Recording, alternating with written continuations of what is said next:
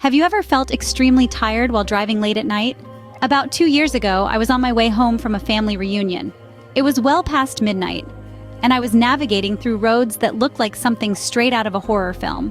There was dense bushes and thick trees lined either side of the road. I'd been on the road for close to an hour, and fatigue was beginning to set in since it was so late.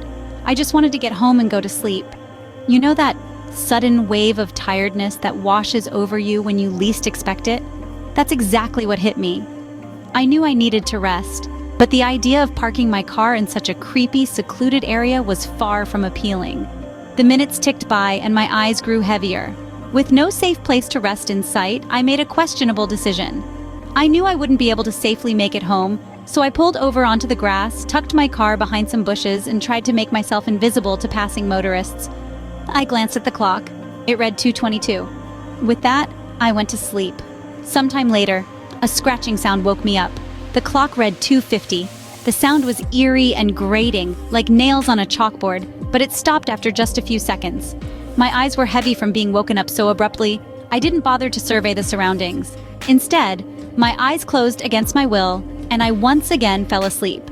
As the night deepened, so did my sleep, until that scratching sound returned, shattering the silence like a glass window. I blinked my eyes open, the clock now reading 3:40. This time, the scratching didn't stop.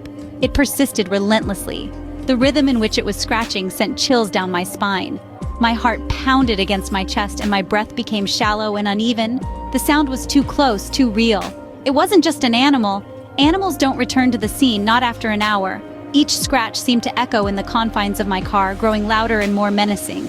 I glanced at my rearview mirror and caught sight of a shadowy figure disappearing into the dense forest. It was swift, almost a blur, but it was there. In that moment, the blood in my veins turned to ice.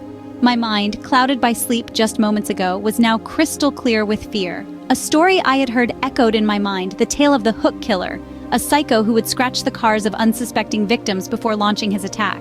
The one who slaughtered a guy when he stepped out to investigate the noise. The very thought sent a wave of dread washing over me. I couldn't stay there anymore. Couldn't risk becoming another one of those horror stories. My instincts screamed at me to leave, to escape while I still could.